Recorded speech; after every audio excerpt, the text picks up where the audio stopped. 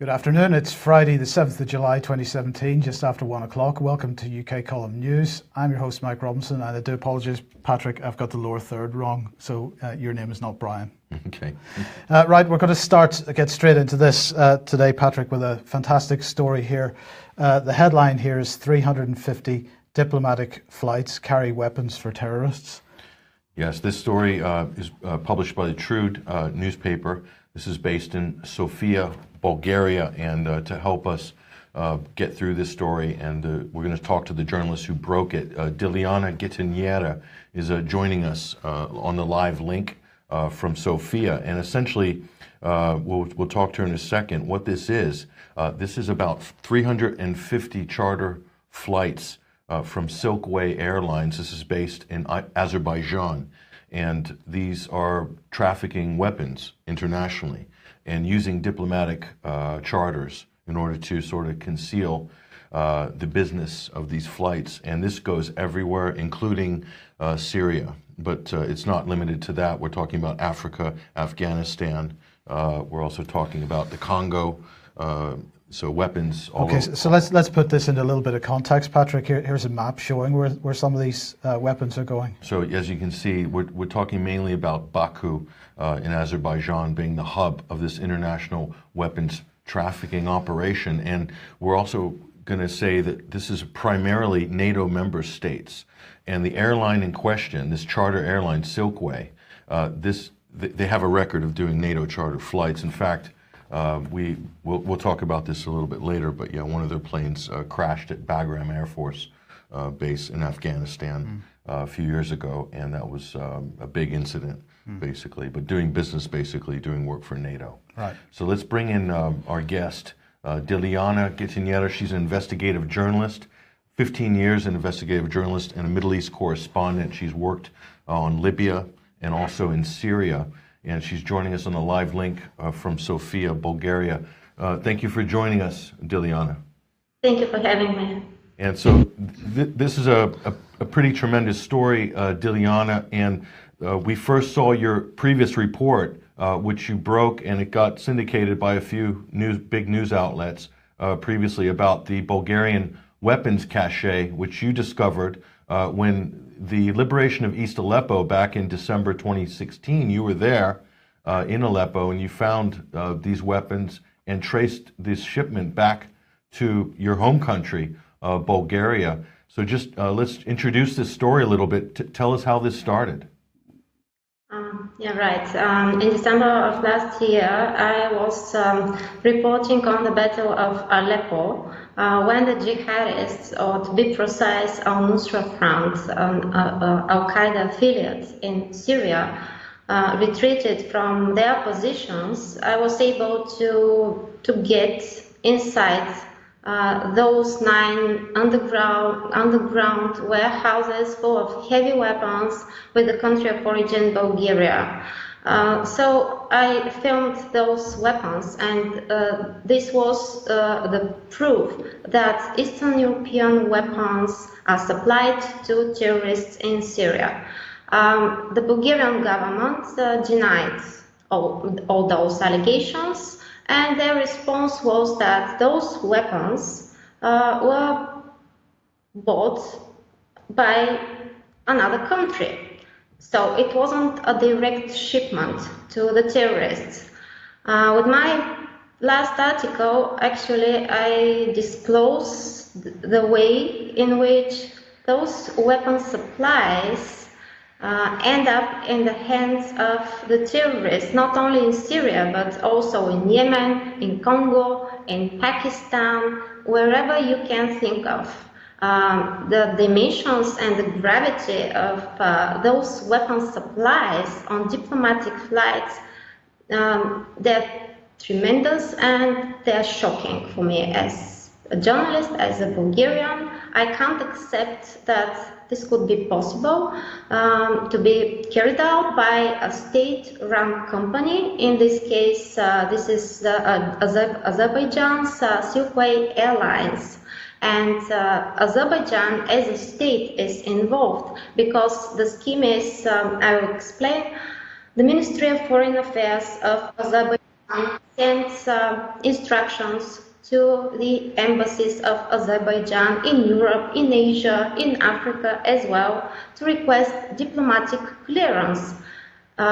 In fact, Silkway Airlines, its aircraft they are civil aircraft, so they are not allowed to carry on board dangerous goods. In this case, we are talking about weapons, heavy weapons.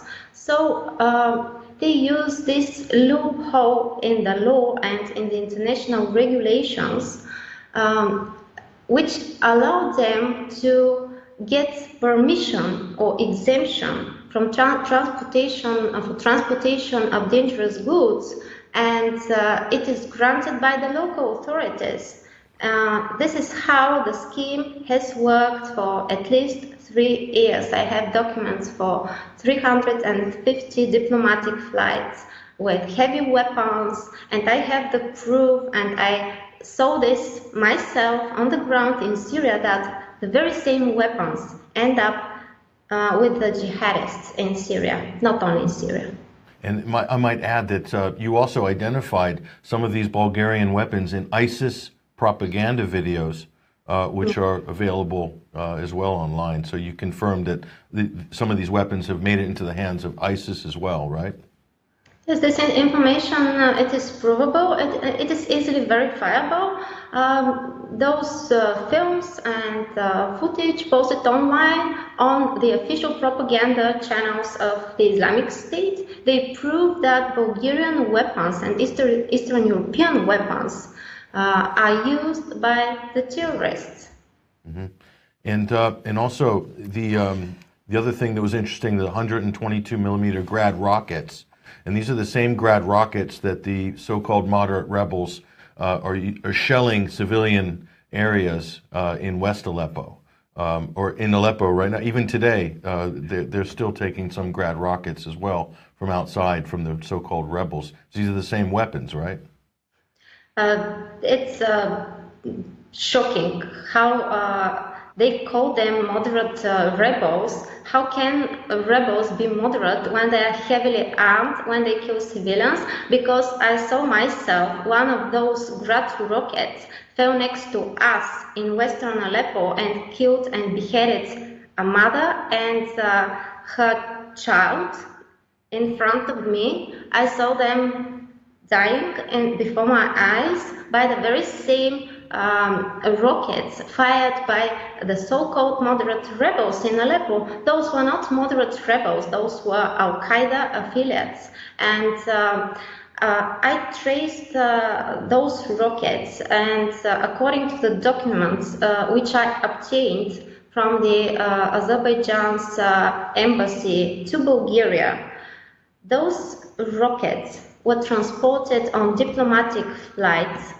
And what is important to say, how the scheme works, the airplane lands and makes technical landing on intermediary locations. For example, let's say Turkey, in Adana or in Julik military airbase, which is located just 200 kilometers away from the border with Syria. According to documents, the very same weapons should have been obtained and received by the Ministry of Defense of Azerbaijan. But those rockets and those heavy weapons never reached Azerbaijan and the Ministry of Defense of Azerbaijan. Those rockets reached terrorists. And I saw what I'm talking now in my personal experience. I'm not talking unverifiable facts. So basically, the Azeri government requested diplomatic clearance, and so embassies were sent notes to the ministries of these host countries, and they just happen to be mostly, we're talking about NATO member states or friendly NATO allied states as well. And so from Azerbaijan, from Baku, we have this network. So we have flights going to the Czech Republic. We have Slovenia or Slovakia, I think Slovakia, Serbia as well, and Saudi Arabia, Afghanistan, North Sudan, Burkina Faso, the week before a coup took place, by the way, we might add. This is all detailed in Diliana's article, Mike.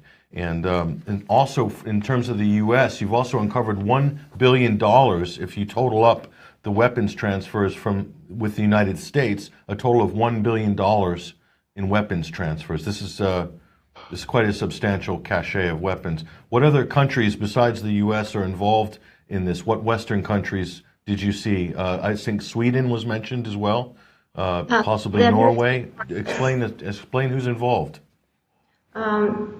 It's shocking how many countries around the world are involved. Many European countries, as you mentioned, NATO members from Europe, the United States, US Special Operations Command, and other customers of this service, diplomatic flights for weapons, which are, by the way, exempt from checks, inspections, and air bills. Other customers of those diplomatic flights are Saudi Arabia and the United Arab Emirates. By the way, talking about the main customers of those flights, definitely these are the United States and Saudi Arabia. Saudi Arabia is indicated as the sponsoring party in many of the documents for the transportation of those weapons. So, for example, one private company from the US or from Bulgaria or from Serbia or wherever buys weapons. Actually, the real and the sponsor of this purchase is not the Balkan state or the private company. It is Saudi Arabia. This is indicated in the documents. Interestingly, some of the payments were made in cash in American dollars. So how can we talk about legal supplies when you pay cash, not in the way that is supposed to do it? And for me, what is shocking is that actually this scheme, it is legal, but it is used for illegal supplies of weapons. And I thought, how can this be possible? But it is possible because using the loopholes in the international regulations, in IATA regulations, all these suppliers, all these services from around the world can supply freely their weapons, and we see the result in Syria. More than 500,000 people have already been killed by the first weapons. Let's take a look at some of the front companies involved in procuring this. We've got, in her article, she talks about the Purple Shovel, is an American front company that was used in the Train and Equip program in Syria. And this is Coleman International, LLC. They work with the Department of Defense in the United States. They're based, I believe, in Alexandria, Virginia, just a stone's throw away from the CIA. And so they're clearly involved in this. Their name was on one of the procurement documents in Diliana's investigation. Also, Chemring, and they're based in Florida. And so these are the companies that are basically doing the work, doing the supplying. And so this is a way of outsourcing to corporate partners, or what seems to be, they're functioning like CIA front companies, you could say. And so this is a way of basically waging illegal war, but without breaking the law, technically. This is what the outsourcing is doing here. And this is all detailed in her investigation on Trude newspaper. The detail is amazing, Diliana, and hopefully we'll get you possibly on the Sunday Wire on Sunday to maybe go into a more of an in-depth analysis on this. But we want to point people to your investigation on Trude, which we'll hopefully link to after the show. Will do. On Twitter. But thank you so much for your work on this story, and we'll be hopefully contacting you for more updates on this. There she goes, Diliana Gitiniera from Sofia, Bulgaria. Fantastic. Thank you. Thank you. Right, let's move straight on then to the G20. And of course, Donald Trump meeting. Well, he did meet Vladimir Putin just briefly this morning, and they are going to meet later for more in-depth discussions in Hamburg. Well, in the lead up to this, Rex Tillerson was saying we're at the beginning, and I would say at this point it's difficult to say exactly what Russia's intentions are in this relationship, and I think that's the most important part of this meeting, to have a good exchange between President Trump and President Putin over what they both see as the nature of the relationship between our two countries. But if you look through the mainstream media today, Patrick, just huge angst amongst the media. What might happen? Could they actually get along? It would be terrible if they did. BBC not terribly happy at that prospect, and so they're constantly downplaying it. If we look at what's going on outside the G20, thanks to RT for this, as we suggested earlier in the week, we predicted that there was going to be trouble. And if you remember, we mentioned that the Hamburg police absolutely confused as to why this event was being held in the centre of the city, because this was the inevitable consequence of it. But the key point here is Trump and Putin and the fact that they don't want these two guys to get along. So lots of diversionary stuff going on, Patrick. And in Georgia, we have this report coming out a couple of days ago, just in time for the G20 meeting. What are they saying? They're saying that Russia has moved the border between Russia and Georgia, the South Ossetian border. That's what they're saying. That's what they're saying. But is that what actually happened? Well, nobody, who knows? These green signs apparently have appeared, and apparently they have appeared several hundred meters on the Georgian side of the border. 100 meters inside the Georgian side. Well, various different reports, between 100 meters and 700 meters is what we're being told here. Okay. And so is this an attempt to re-inflame the South Ossetian conflict in time for this meeting with Trump? It could well be. It looks like a media event, absolutely. Here you can see the press have all sort of congregated here at this place here in South Ossetia. Absolutely. So the Ministry of Foreign Affairs of Georgia expressed, quotes, its deep concern over the illegal installation of a so-called border sign across the occupation line. They said that they're going to use all levers at their disposal not to let the Russians get away with it, those dirty Russians doing this kind of thing. So this is a handy talking point which made its way, I think, on the BBC this morning, or was it? It was absolutely mentioned on BBC Radio 4 this morning. Russia's moved the border of Georgia, basically. That's the talking point.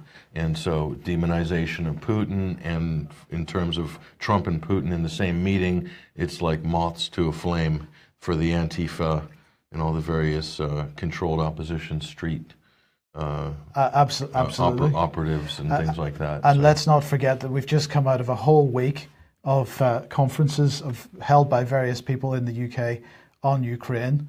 Boris here in his opening comments saying Ukraine, I think it's in the etymology, it stands literally on the frontier of the challenge by Russia to the rules-based international system in which we all believe and in which the UK is determined to preserve. So, I mean, what do we make of this? So is part of the rules-based international system that Boris Johnson is referring to there, does that include 500 tons of military weaponry for terrorists, which we covered in the first segment today? Yeah. Is that part of the rules-based international system? I might ask that question. David, what are your thoughts? Is that what the rules-based international system represents?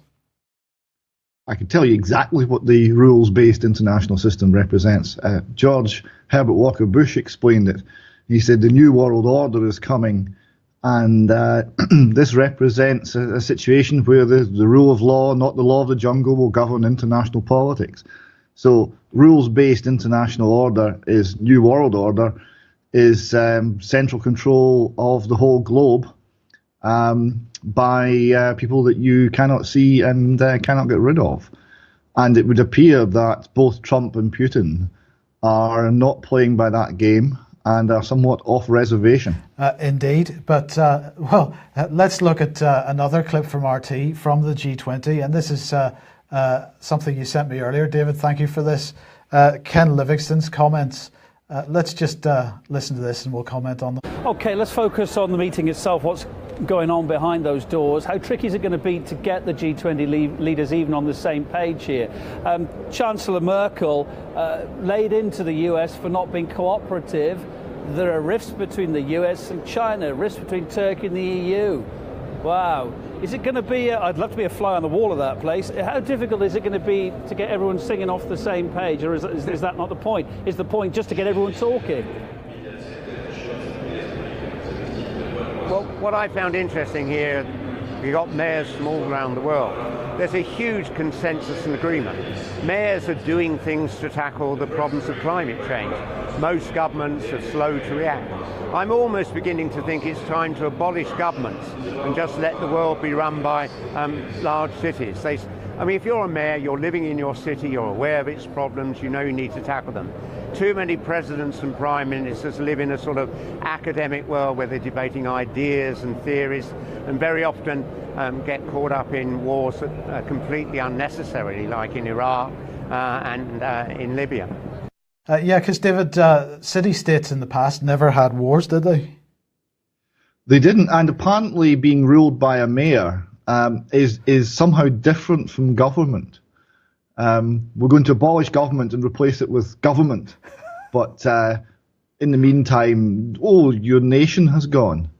I wonder how that will work out well for liberty. So there's the around the world. There's the city-state agenda. Once again, the global Parliament of Mayors, which we've spoken about many times on this program, and Ken Livingstone is right there on cue to sort of deliver the agenda right there, the agenda for the Agenda 21, as it were. Yeah. David. Yes, and where is Red Ken getting this from? Because he did not think that up. He's not gone in for a cup of coffee with other mayors and, it's all going very well, let's abolish government. No, that particular agenda, you're right, it is Agenda 21. This is something that's been very carefully worked out, and he has decided to go along with this for his own political purposes. And he is not being in any way honest about why or what we're giving up or what he's suggesting. I thought it was really a very striking little piece of propaganda.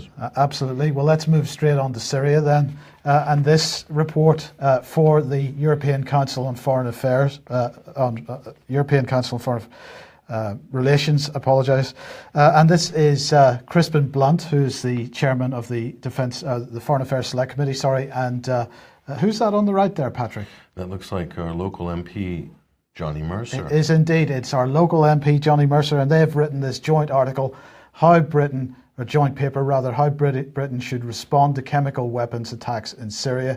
It's a policy brief for the European Council on Foreign Relations. Now, European Council on Foreign Relations, they describe themselves as an award-winning international think tank. They're not related to the Council on Foreign Relations, but they are funded by the Open Society Foundation, amongst other foundations, right? So let's put that in a bit of context. And what are these guys saying? They're saying deterring the use of chemical weapons is a clear priority for the international community. However, despite various deterrence strategies over the years, international institutions are failing to manage the problem. In any request to the UK to offer practical support to the US and/or France in response to another chemical attack in Syria, the UK government must address questions regarding the threshold for military action, the intelligence designating responsibility for chemical attacks, the legality and limitations of proposed action, and how an intervention would fit into the UK's wider policy resolving the conflict in Syria. Passing a preemptive motion would allow the UK to move swiftly in the event of another attack, and the motion itself, especially if coordinated with positions of the US and France or other European partners, could act as a deterrent in and of itself. But this is, Patrick, absolutely unprecedented, where at least one senior MP and one relatively junior MP, but both ex-military men themselves, one the chairman of the Foreign Affairs Select Committee, are calling for what's effectively an enabling act, whereby the government would not need to seek permission to go to war for each individual action. They would simply be given a blanket permission to do whatever the heck they liked, if in the event of any contrived event. Basically this is an end run around the democratic process. So what they're trying to do is implement a United States style authorization of the use of military force, which is sort of permanently on the table and enables you to basically to go where you want, do what you want, whenever you want, without having to go and sort of debate or vote for it. In the case of the chemical weapons issue in Syria, all of the sort of previous claims by this government and by the United States that the Syrian government has been using chemical weapons against its own people are completely based on disinformation, fabricated evidence, and in most cases, in all cases, no evidence whatsoever. Some of the details of this are outlined by Professor Tim Hayward on an article that's up on 21st Century Wire right now. I encourage people to go read that. But there is no case, there is no evidence of Assad gassing his own people or using sarin against his own people. It's completely hyperbole based, and a lot of it's just kind of media spin.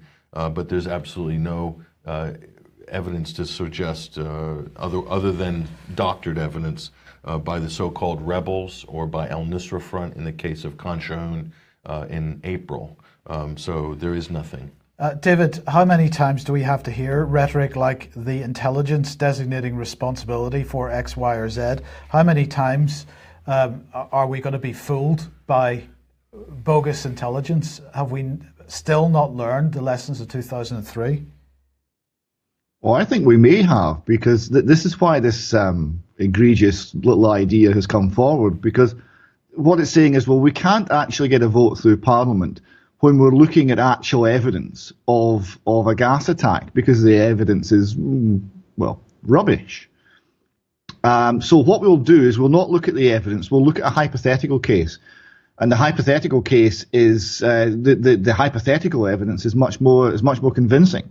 And we'll convince Parliament to vote for this based on purely imaginary set of circumstances. And then we'll reinterpret the reality to match that whenever we want, and away we go. It does strike me that it's an admission that they can't actually substantiate their case on Syria anymore. But it also strikes me that if that ever became law, the British Constitution would be dead. Absolutely. Right, it is the anniversary of the July 7th attacks in 2005. Tony Blair said at the time, or just afterwards, Patrick, no need for an inquiry. I remember it vividly. He said, no need, we need to move on. The country needs to move on. There's been enough suffering, and so if we don't need an investigation or an inquiry or anything into what happened on 7/7. That was Tony Blair, Prime Minister at the time. Here we are 12 years on from July 7th, 2005. So for some reason, the BBC carried an interview with John Chilcot yesterday, and we have a website here called The Road to Somewhere Else, and an article called Chilcot Revisited by Daniel Margrain, and this is commenting, is it, on the BBC and Chilcot's comments to the BBC? This is absolutely great piece here by Danny Margrain, basically breaking down the hypocrisy of the of Chilcot's comments, but also of the Chilcot inquiry itself, and really showing that the completely remorseless Tony Blair, but then sort of apologists on the Chilcot side after how many £10 million and everyone's taken millions in fees who has worked on this so-called investigation. And they've completely let Blair off the hook. At no point does it say definitively that they basically,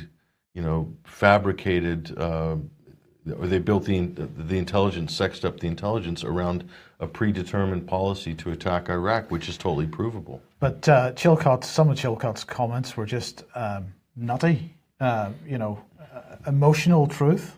They were, Tony Blair showed something to do with, exhibited emotional truth, and that he never strayed or he never abandoned the truth, or I don't know. Yeah, he did say that. There's some incredible comments in there. You can read them in the article by Danny Margrain there, but it was pretty shocking. So why is this happening now? Why are they resurrecting the Chilcot talking point at this particular time? That's a good question. And I think it's very much connected with the Crispin Blunt also and Johnny Mercer's push to get Parliament to approve an authorization of military force against Syria as well. Yeah.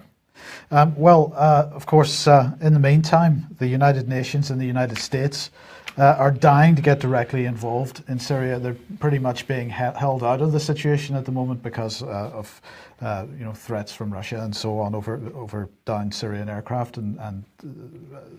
So here we've got the UN Special Envoy for Syria, Staffan de Mistura,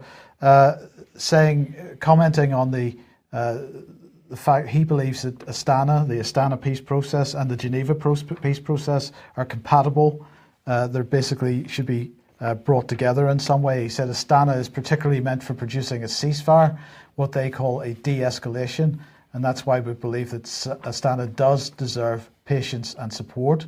But of course, what he's really keen to do is to get the US involved, and RT pointing out that the US is ready to consider no-fly zones if Putin and Trump sort of make any progress.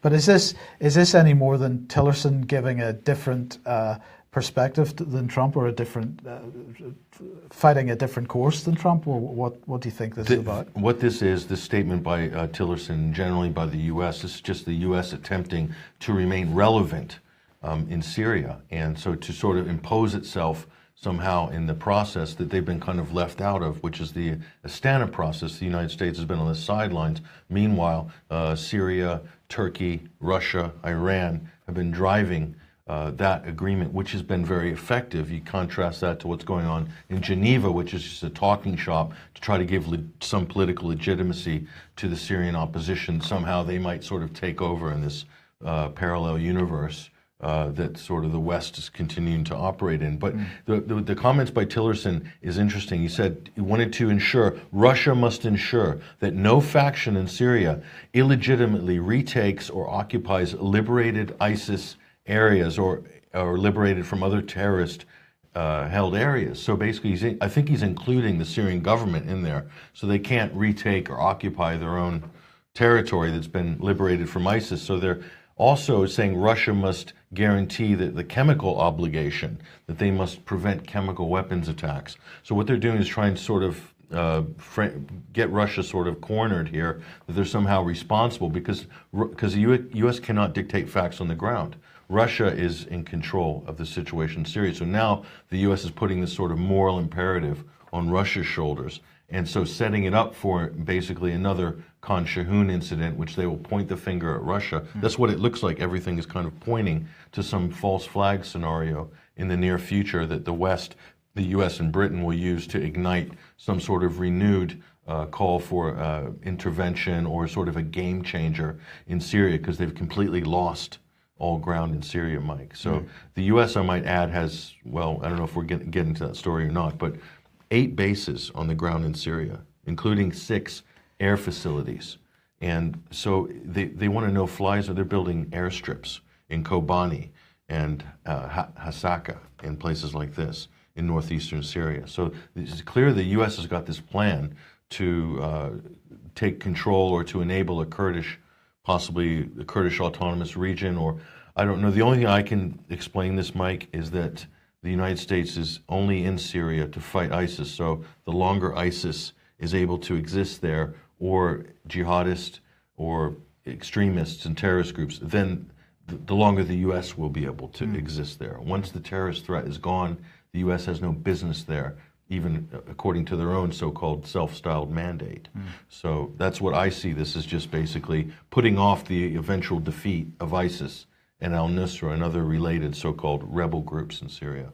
Okay, let's come back to the UK then. And David, a quick advertisement, first of all, for an event on Sunday. Yes, this is being run by a Fresh Start Foundation principally, and it's looking at state-sponsored, state-endorsed injustice in Scotland. We've a series of speakers who are fantastic. Some people who've been through horrendous situations and have come out the other side, not only surviving but able to speak extremely eloquently about what they've suffered and what they've been through. We have Robert Green as the final speaker, who will close it down. He'll be speaking on his experiences as well. But we are looking at situations that families have suffered. We are looking at situations where people have been trafficked via the Roman Catholic Church. Have been trafficked from children's homes into the prostitution industry, and we're looking at ways where this can be fought, this can be exposed. There's going to be a lot of information. So that's the Brayport Centre in Dunblane on Sunday, kicking off from 11 a.m. and finishing around 5:30. Okay, thanks for that, David. And let's come on to Grenfell Tower then.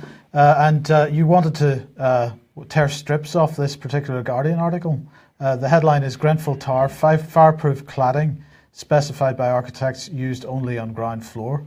Is this just more nonsense from the mainstream? It's just more nonsense. What they had was a different cladding in the ground floor, and the reason for that is the aluminium composite material is it's very thin, it's 4mm, etc., and it's relatively soft and prone to damage. You therefore don't use it in areas like public housing on the ground floor because the vandalism risk, etc., and the general robustness of the product is such that it wouldn't be specified. So they're trying to suggest that the architect, again, there was some sort of suggestion of a calculation or something on behalf of the architect. But what we've been arguing and demonstrating all along is the systemic failure of the whole industry, led by and directed by the regulation aspect of this, that led to this disaster happening.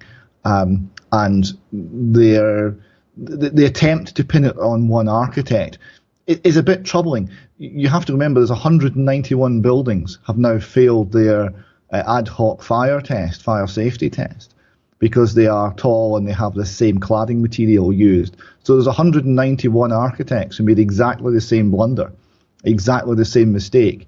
So if we start to see them going after this one architect, are they going to lock them all up? Are we going to have a new architects only wing in Wormwood Scrubs? I mean, what's the answer here? The answer is to look at the real issues, and I don't see the Guardian doing an awful lot of that. There's a lot of red herrings being raised by lots of newspapers, but principally the Guardian in this area. Let's look at a red herring by the Independent then. Grenfell Tower evacuated twice since deadly blaze, sparking major concerns over possible collapse.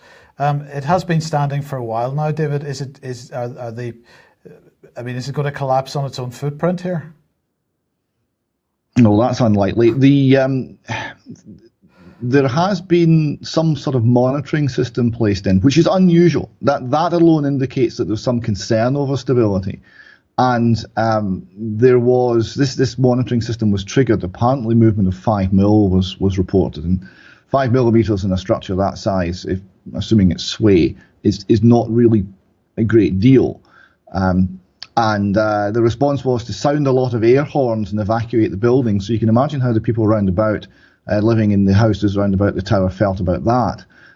The people, when I was on site a week ago, were asking, is the building safe?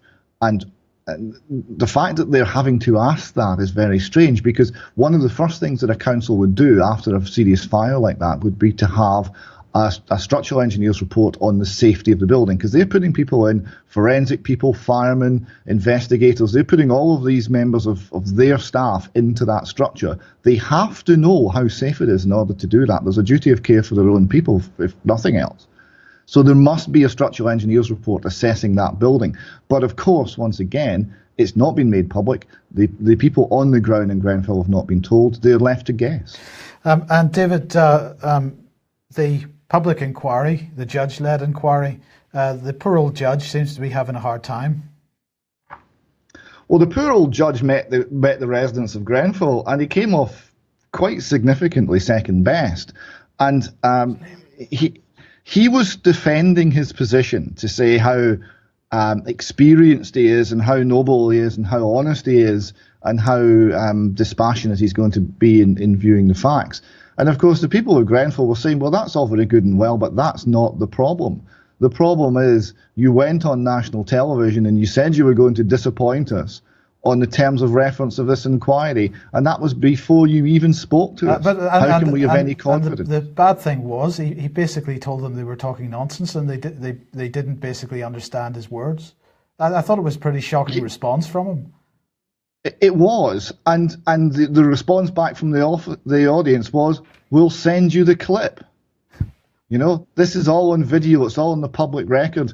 And the people of Grenfell can understand plain English the same as anybody else can. And he quite clearly said he was going to disappoint them and make the inquiry was going to be much narrower than people wanted before having a discussion. That is a problem, and he wouldn't address it. And because he tried to pretend that the objection to him was something else, the meeting, it appeared, went extremely badly for him. Well, just remind me of his name. Oh, it's gone. Okay, don't worry. I don't have it off the top of my head. Okay, I'm sorry. no problem. Right now, of course, the government has established an expert panel which is going around the local area at the moment and looking at various buildings. And the expert panel apparently has recommended further tests on cladding and insulation. Yes, these further tests are, in fact, the BRE digest, it was 134, I think, which is the specialist report on safety in overcladding in high-rise buildings. This was the document that was used to justify, via test, the decision to put the PIR insulation foam into that structure. Now, the PIR is the material that burns with very toxic black smoke and produces hydrogen sulfide, carbon monoxide, hydrogen cyanide, and other poisonous gases. So that was the standard, and the test that led to that decision is now being rerun. Now, the tests that have been conducted so far are being described as screening tests, and what they are is an adjusted, a changed version of the building control test for Class O surfaces to prevent spread of flame. So they're retesting this material with the surface aluminium pulled off and the polyethylene core exposed. So they're failing. So they've changed the test to get a result from the material that matches the result that they saw in the fire to make the test indicate that there's a problem. So having changed the test to get the desired result, they've now got 191 of the desired results.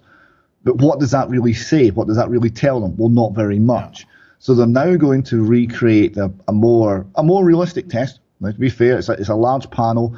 It's a large fire that's set in a mock window, and the test is to see if the fire spreads the height of the panel, which is 6.5 meters in from memory an hour. So it's a much more realistic test, a much larger scale test, but this is being done without any reference to the potential problems in the test, without any new thinking in how we're testing these products. And it's been done to achieve what?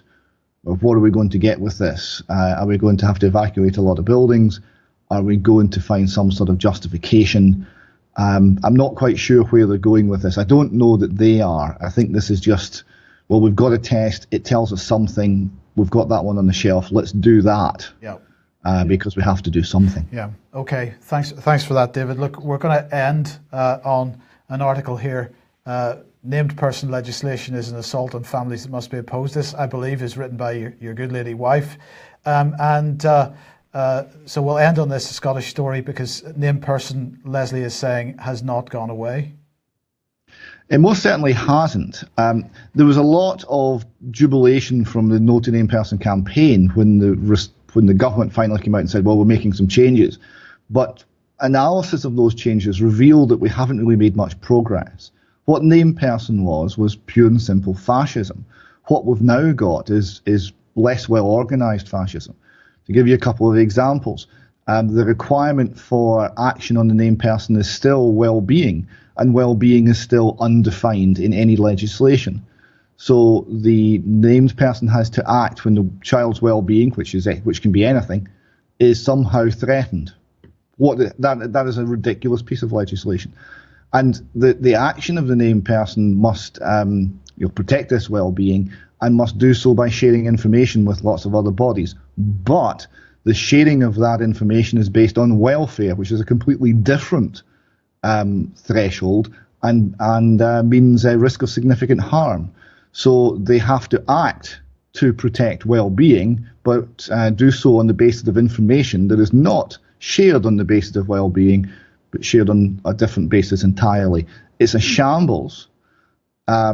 but it's not really any more protection for families from their information being shared with everybody in the state, including those who might mean them ill for whatever reason. Right. Just very briefly, David, the named person scheme, of course, the government appoints a guardian for every child from conception to the age of 21 or whatever it is. What is the status of it in various parts of Scotland at the moment? Are these guardians still being appointed, even though the legislation isn't actually in place, or has all the appointment of guardians been stopped until this legal issue is resolved? Nothing's been stopped. Right. It's charging ahead. The guardians have been appointed. They're being briefed. They're being trained.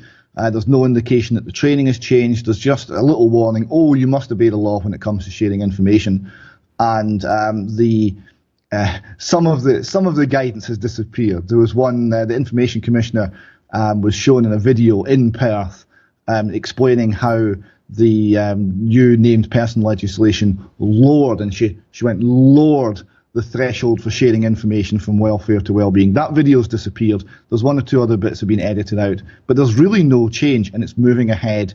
So what we'll find is the named persons will exist, but there will be greater confusion in their minds, in the minds of the various state bodies that will be providing information to them, and in the minds of parents. And how this will work out, only time will tell, but it's not going to be good.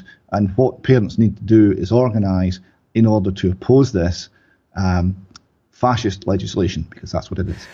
Okay, thank you very much, David. Thanks for joining us. Thank you, Patrick, for joining us. And thank you very much to Diana Getariera. I hope I've pronounced that correctly. Thank you for joining us and for watching. We will be back at the same time on Monday. I hope everybody has a good weekend. In the meantime, 1 p.m. as usual, ukcolumn.org/live. We'll see you then. Thank you. Bye-bye.